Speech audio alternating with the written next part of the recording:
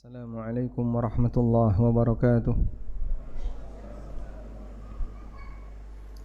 Alhamdulillahi rabbil alamin. Wassalatu wassalamu ala ashrafil mursalin Nabiyyina wa maulana Muhammadin wa ala alihi wa sahbihi ajma'in. Wa ashhadu an la ilaha illallah wahdahu la syarika lah. Wa ashhadu anna Muhammadan abduhu wa rasuluh. Salawatu Rabbi wa salamu alaihi wa ala alihi wa ashabihi wa man sara ala nahjihi wastanna bisunnatihi ila yaumiddin. Babun ma yandubu lil muhrim wa ghairihi qatluhu minad dawab fil hilli wal haram.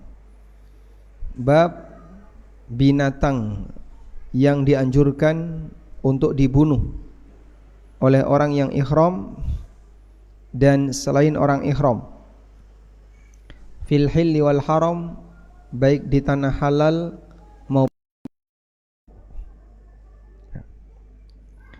Islam mengatur interaksi antara manusia dengan binatang. Interaksi antara manusia dengan binatang. Dalam interaksi itu ada yang bentuknya interaksi pemanfaatan. Pemanfaatan ini bisa pemanfaatan kendaraan atau daging. Contoh pemanfaatan kendaraan seperti kuda, onta, keledai, pigol.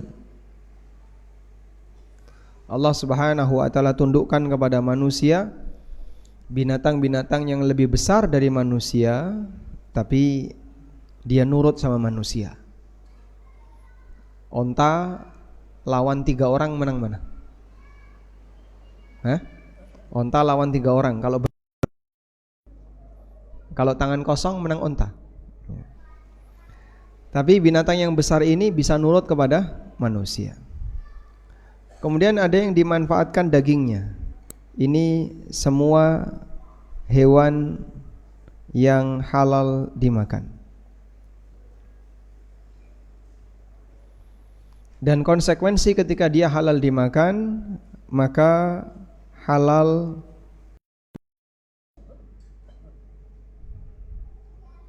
sehingga ketika perbuatan ini adalah perbuatan yang halal, maka menyembelih itu tidak zalim. Karena itu apakah menyembelih binatang sama dengan mendolimi binatang? Nanti korban dolim semua itu. Menyembelih binatang tidak sama dengan mendolimi binatang, karena dihalalkan oleh Allah Subhanahu wa ta'ala. Di situ statusnya bukan kezaliman. Hanya saja dalam menyembelih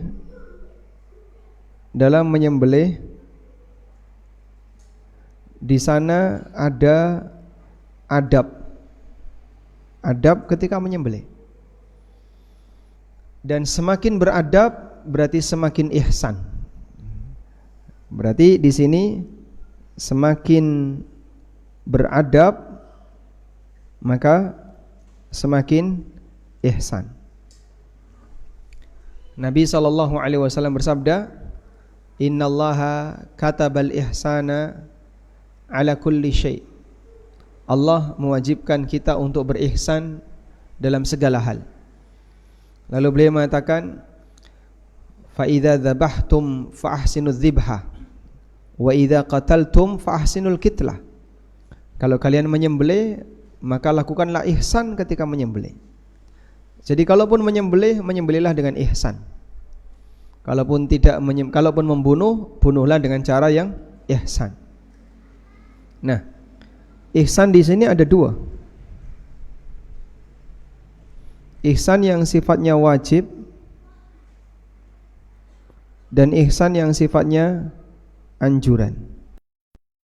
Ihsan yang sifatnya anjuran adalah melakukan yang lebih dari wajib, melakukan yang lebih dari yang wajib. Ihsan yang wajib adalah ihsan yang membuat tidak zalim. Ihsan batas minimal. Ihsan batas minimal. Jika tidak, orangnya zalim. Jika tidak, maka dia akan zalim karena dia tidak melakukan ihsan pada batas minimal. Baik. Apa ihsan dalam batas minimal? Tidak menyiksa ketika menyembelih, itu ihsan dalam batas minimal. Kalau ada unsur penyiksaan, maka di situ zalim. Oleh karena itu, menyembelih jika ada unsur siksaan, maka dia zalim. Nah, seperti ini kembali ke uruf masing-masing. Misalnya menyembelih dengan pisau gempil, ya, serba gempil, ya. Menyembelih dengan geraji, zalim enggak itu? Hah? Zalim. Kenapa? Menyembelih dengan geraji zalim. Kenapa? Menyakiti binatang. Coba digeraji, nyangkut dikit-dikitnya, itu akan menyakiti binatang. Atau menyembelih dengan cara dipukuli, jadi hewanya diikat kemudian dipukuli, itu akan menyakiti binatang. Atau menyembelih dengan cara dipanah,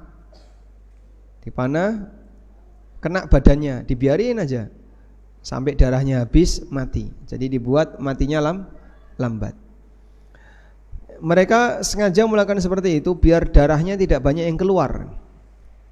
Ketika darahnya tidak banyak keluar, menurut mereka dagingnya lebih enak dimakan sekaligus darahnya.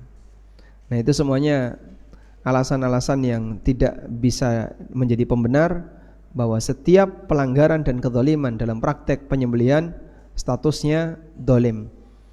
Sehingga di sana ada ihsan derajat wajib, yaitu ihsan batas minimal yang jika ditinggalkan orangnya zalim. Baik. Ini interaksi manusia dengan binatang jenis yang pertama, yaitu pemanfaatan. Yang kedua, interaksi binatang dengan manusia yang di luar pemanfaatan. Di luar pemanfaatan. Di luar pemanfaatan itu bisa bentuknya tinggal bersama, ya.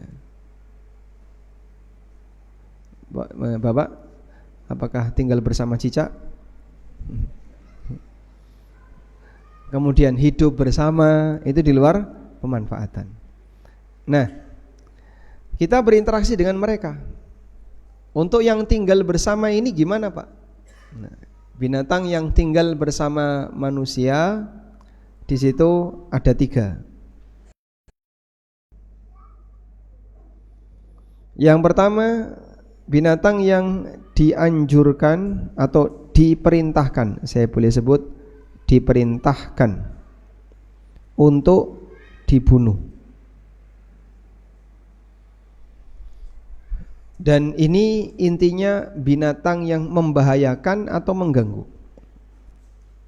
Ini berlaku bagi binatang yang membahayakan atau mengganggu. Berbahaya dengan membahayakan sama atau beda? Berbahaya dengan membahayakan sama atau beda? Beda ya.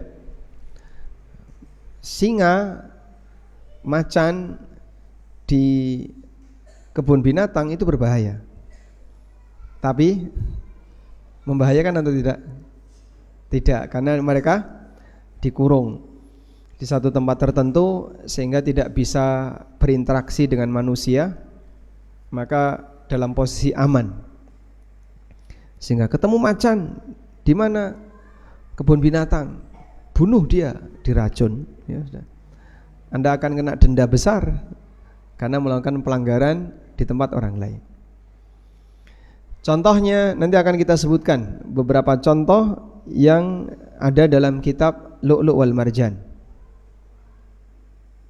Yang kedua, binatang yang dilarang untuk dibunuh.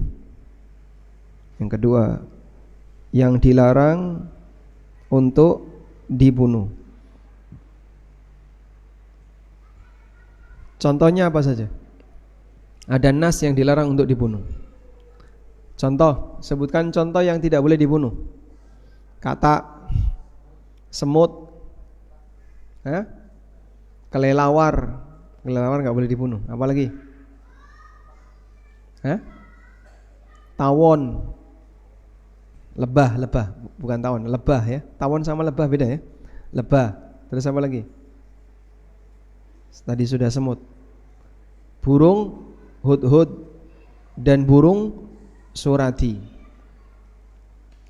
Rasulullah sallallahu alaihi wasallam melarang membunuh binatang seperti ini. Maka kita wajib untuk mengikuti dan mentaati, kecuali jika membahayakan.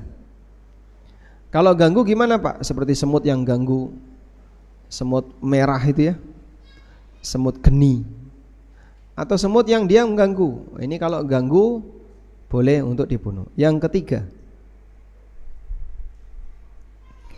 binatang yang tidak ada keterangan dari dalil. Nah, yang tidak ada keterangan dari dalil di sini hukum asalnya, hukum asal tidak boleh dibunuh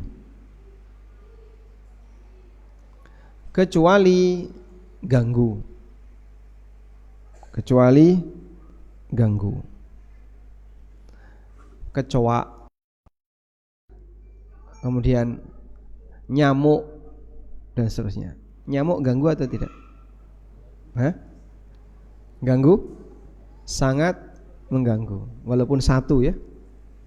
Karena kalau satu nyamuk mengganggu, temannya banyak. Baik. Jika memang ganggu, boleh dibunuh. Karena semua yang mengganggu dia boleh dibunuh. Nah, kalaupun mengganggu, wajib membunuh dengan cara ihsan. Dengan cara ihsan itu gimana? Tidak boleh ada unsur penyiksaan. Dia nangkap nyamuk gitu, satu-satu kakinya dicabutin, kemudian sayapnya, terus dia dibiarkan kejel-kejel gitu, nggak mati-mati. Ini ganggu. Ya kalau mau bunuh silakan dibunuh, tapi tidak boleh dengan cara menyiksa.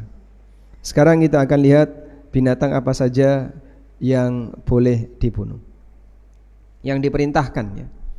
Hadits Aisyah radhiyallahu anha, anna Rasulullah sallallahu alaihi wasallam qaal khamsun kulluhunna fasiqun.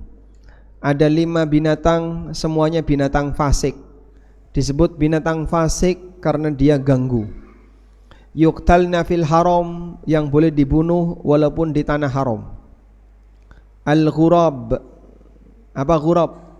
Gagak. Kenapa? Gagak itu ganggu. Sehingga pertama dia itu binatang yang usil. Telur binatang yang lain dirusak, dimakan. Kalau dia campur dengan manusia, kumpul dengan manusia, dia bisa ngerusak tanaman manusia, makanan manusia yang dijemur dan seterusnya. Yang kedua, al-khid'ah. Khid'ah itu sejenis alap-alap, sejenis elang. Coba kita bukakan gambar khid'ah. Kayak apa sih Pak khid'ah? Nah, seperti ini. Al-khid'ah.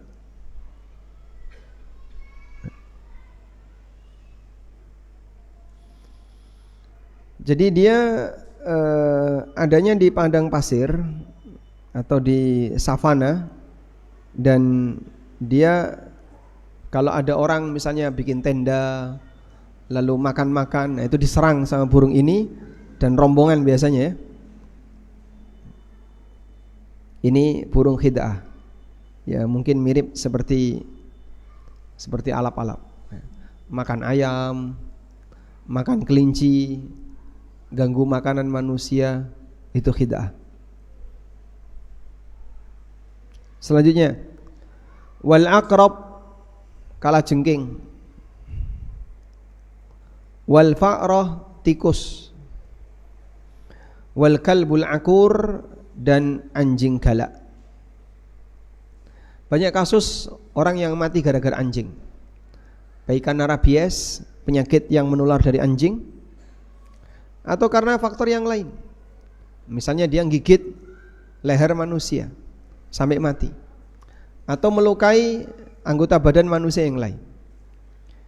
Dan karakter binatang buas, kalau dia sudah berhasil menggigit, susah untuk dilepas, sehingga dia dipukuli, ditarik-tarik, enggak dilepas. Makin ditarik makin kencang. Itu karakter binatang. Dan secara umum mereka punya kekuatan yang lebih dibandingkan manusia, walaupun ukurannya di bawah manusia. Itu anjing ukurannya di bawah manusia. Coba kalau anjing seukuran manusia, manusianya kalah. Karena binatang itu secara umum lebih kuat daripada manusia. Baik, demikian beberapa binatang yang dinaskan oleh Nabi SAW boleh dibunuh dan bahkan disyariatkan untuk dibunuh, baik di tanah haram apalagi di tanah halal. Selanjutnya hadis Hafsah. Qalat, beliau mengatakan, qala Rasulullah sallallahu alaihi wasallam, Rasulullah sallallahu alaihi wasallam bersabda, khamsun minad dawab, la haraja ala man qatalahun, tidak ada dosa bagi orang yang membunuhnya. Al-ghurabu wal khid'ah wal fa'rah wal aqrabu wal kalbul akur. Sama seperti tadi ya. Gagak, burung khid'ah, tikus, kemudian kalajengking, dan anjing galak. Kemudian Nabi SAW juga mengatakan, hadis Abdullah bin Umar, bahwa Rasulullah SAW bersabda, khamsun minad dawabi laisa 'alal muhrimi fi qatlihinna junah. Ada 5 binatang di mana orang yang ihram boleh untuk membunuhnya, tidak ada dosa bagi dia untuk membunuhnya. Kemudian disebutkan 5 tadi. Baik. Yang lain ada enggak? Ular termasuk di antara yang diperintahkan untuk dibunuh. Nah, selanjutnya berikutnya berkaitan dengan masalah halal haram.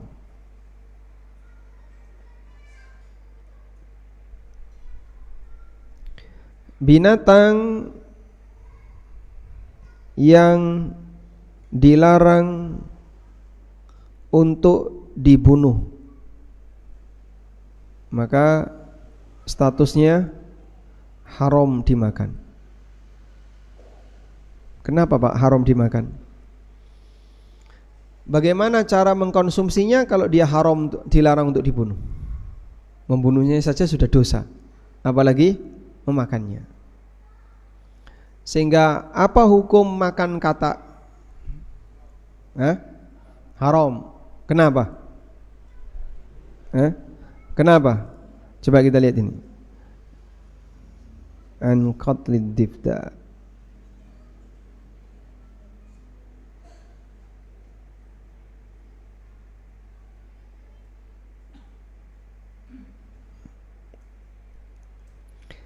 Kita lihat hadis berikut ini.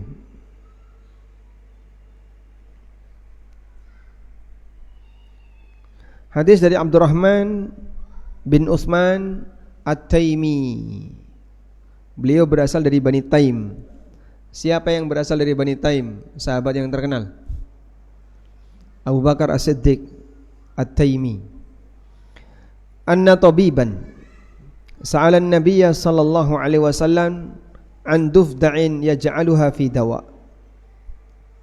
Ada tabib, dokter yang bertanya kepada Nabi sallallahu alaihi wasallam mengenai hukum menjadikan kodok sebagai obat. Fanahahu Nabiyyu sallallahu alaihi wasallam an qatliha. Lalu dilarang oleh Nabi sallallahu alaihi wasallam untuk dibunuh. Kalau dibunuh saja enggak boleh, apalagi dijadikan obat. Karena bagaimana cara untuk bisa menggunakan ini sebagai obat? Bunuh dulu, tapi enggak boleh dibunuh. Maka tidak boleh dijadikan obat. Baik. Selanjutnya begini. antara dijadikan obat dengan dimakan, alasannya kuat mana?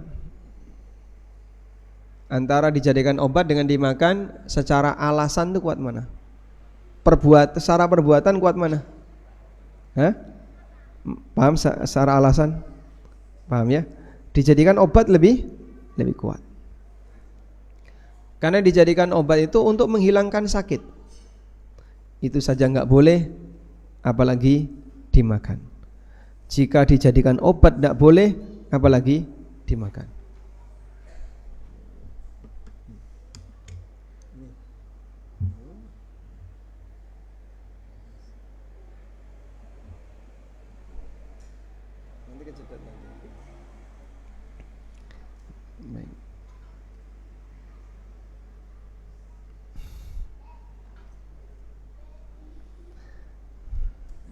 Nah, dari sini kalau ada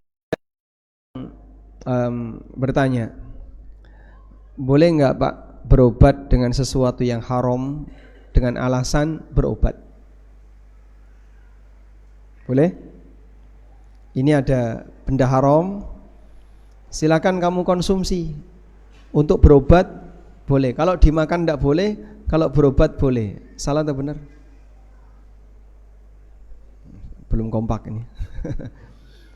Ada sesuatu yang haram, misalnya binatang apa yang biasanya dipakai obat? Ular. Ini ular, haram dimakan. Pertanyaannya, ular haram dimakan, boleh enggak obat? Boleh? Tidak, kenapa? Karena sesuatu yang haram tidak bisa jadi obat. Karena penjelasannya begini. Pendapat yang benar, meskipun ada khilaf dalam masalah ini,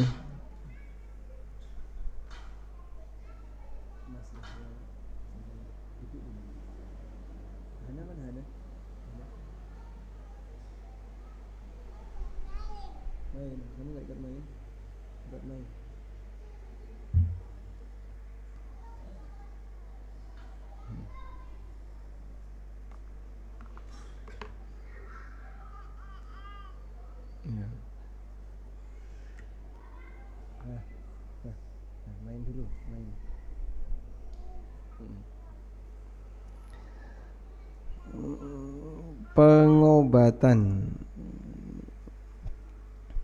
dengan kesembuhan sama atau beda? Sama atau beda?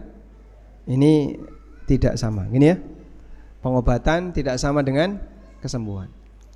Tidak jaminan orang yang mengkonsumsi obat sembuh, meskipun obat itu salah satu wasilah untuk mendapatkan kesembuhan. Salah satu, bukan satu-satunya.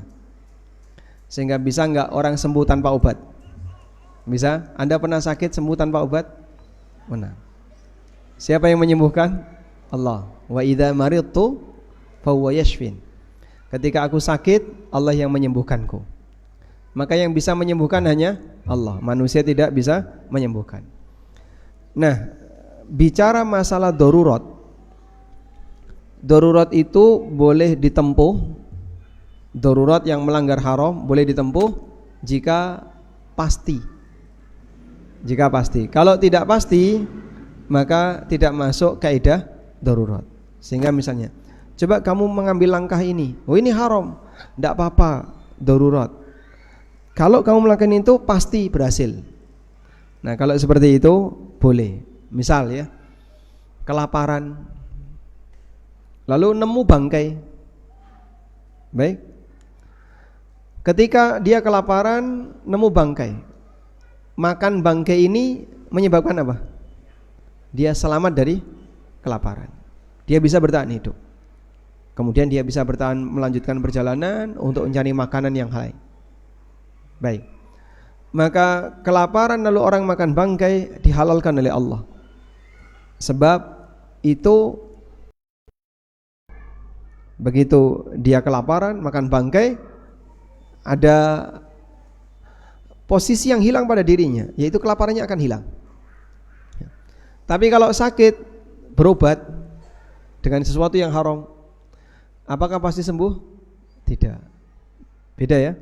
Oleh karena itu pengobatan dengan sesuatu yang haram dilarang, sebab enggak jaminan sembuh. Siapa yang menjamin setelah mengkonsumsi obat ini akan sembuh? Bagaimana kalau setelah mengkonsumsi obat ini orangnya mati? Dia mati su'ul khatimah. Mengkonsumsi darah, katanya dipakai obat, selesai makan darah mati, maka dia mati su'ul khatimah, karena dia mati dalam kondisi berbuat maksiat. Nah, dari sinilah Nabi SAW melarang ketika ditanya, boleh enggak kodok untuk berobat? Nabi SAW mengatakan dilarang untuk dibunuh. Maka dilarang untuk dibunuh ini lebih kuat daripada dimakan. Maka konsekuensinya ketika dilarang untuk dibunuh, pasti tidak boleh untuk dimakan. Baik. Yang kedua, hewan yang diperintahkan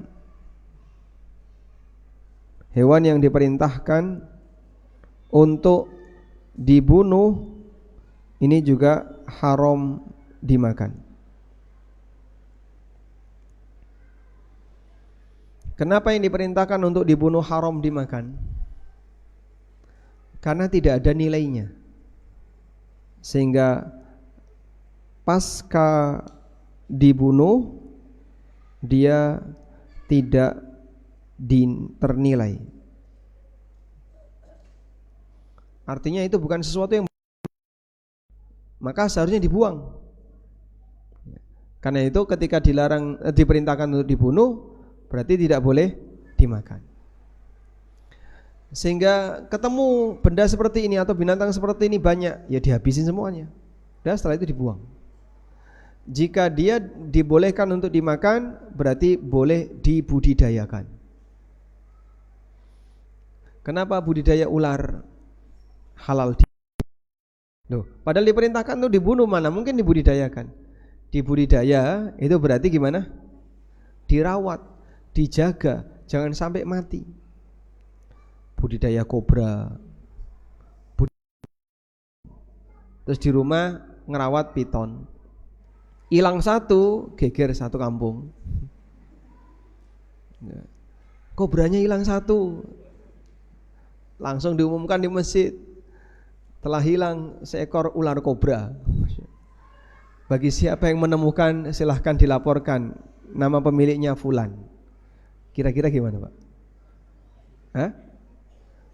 Bisa sekampung pindah kampung itu, nggak jelas dia hilang kemana.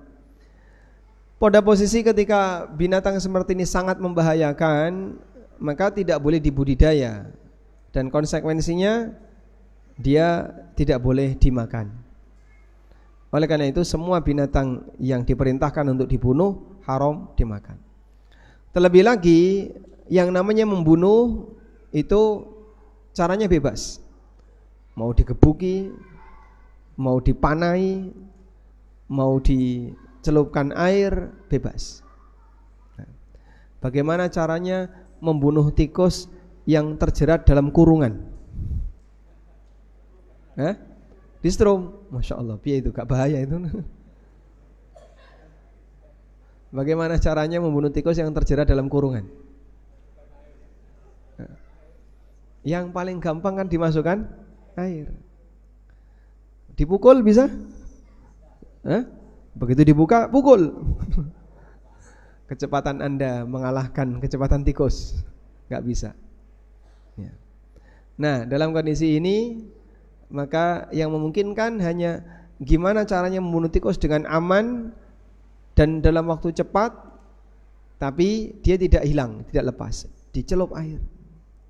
Nah, saya pernah melakukannya itu. Satu kurungan segini ini dapat 3 kecil-kecil ya. Bingung ini gimana cara bunuhnya ini. Kalau tangan saya masuk digigit. Kalau saya pukul, saya bunuh satu, yang lain lepas. Ya, cara yang paling gampang, cemplungkan air. Hanya mungkin 2 menit, kayaknya nggak sampai, mati dia. Ya. Jadi begitu dia sudah kehabisan oksigen, dia nelan air, mati dalam waktu 2 menit. Baik. Selanjutnya. Nah, karena tadi bunuhnya bebas, ya. Cara bunuh bebas ya. Artinya tidak harus mengikuti kaidah penyembelian yang terputus tenggorokan, kerongkongan dan 2 urat leher.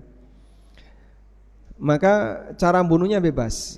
Yang penting tidak ada penyiksaan, tidak ada siksaan, sehingga orang yang membunuh tidak boleh menyiksa binatang itu. Selanjutnya, yang ketiga, semua hewan darat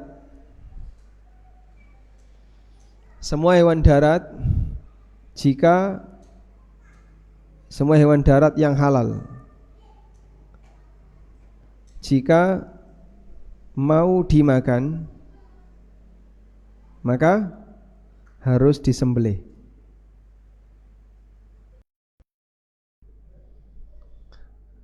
Satu-satunya hewan yang halal dimakan tanpa disembelih itu adalah hewan laut dan apa satunya? Belalang. Sehingga bangkainya belalang halal. Kecuali kalau tadi ya, belalang. Kemudian yang keempat, semua binatang air halal dimakan walaupun tidak disembelih.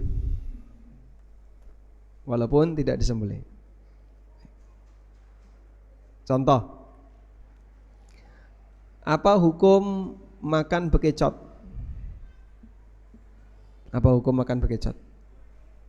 Halal. Bagaimana cara pegangi kepalanya begini bisa?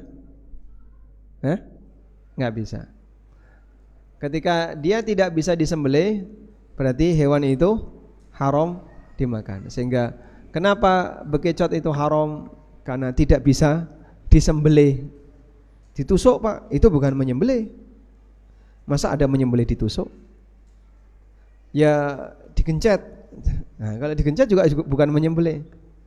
Sebab yang namanya menyembelih itu ada aturannya.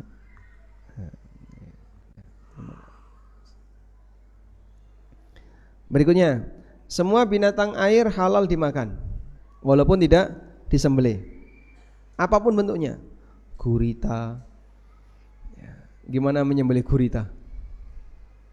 Kepala di mana, badan di mana? Kemudian cumi-cumi nggak bisa disembelih. Nah, binatang seperti ini halal dimakan walaupun tidak disembelih. Baik. Pernah lihat mimi? Saya dulu pernah bermain mimi lan mintuno.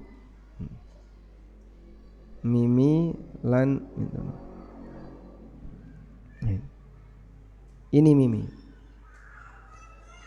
Dia nggak bisa disembelih. Kalau dari atas seperti ini, bawahnya seperti ini. Jadi dia gerak seperti laba-laba.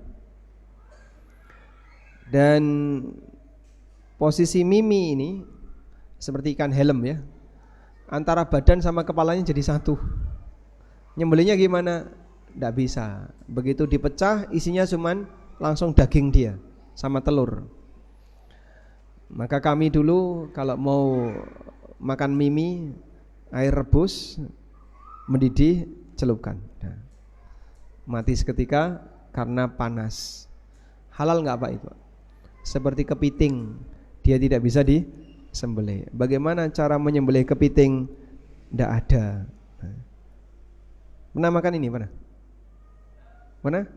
Nah, saya dulu sering makan seperti ini. Ini namanya ikan mimi. Nah, termasuk juga kepiting. Nah, kepiting, gimana cara menyembelih kepiting? Nggak bisa. Walhamdulillah, Allah Subhanahu wa ta'ala mengatakan dalam Al-Quran, uhilla lakum saydul bahri wa ta'amuhu mata'an lakum walisayyarah. Allah mengatakan uhilla lakum saydul bahri, dihalalkan bagi kalian binatang laut. Wa ta'amuhu, saydul bahri itu binatang laut yang tertangkap. Wa ta'amuhu, dan binatang laut yang mati. Mata'an lakum, sebagai kenikmatan bagi kalian. Walisayyarah, dan untuk kendaraan. Sehingga orang bisa berpindah dari satu pulau ke pulau yang lain melalui jalur laut. Dan binatangnya halal untuk dikonsumsi walaupun dia tidak disembelih. Pertanyaan, apa hukum buaya? Apa hukum buaya? Baik. Tugas ya.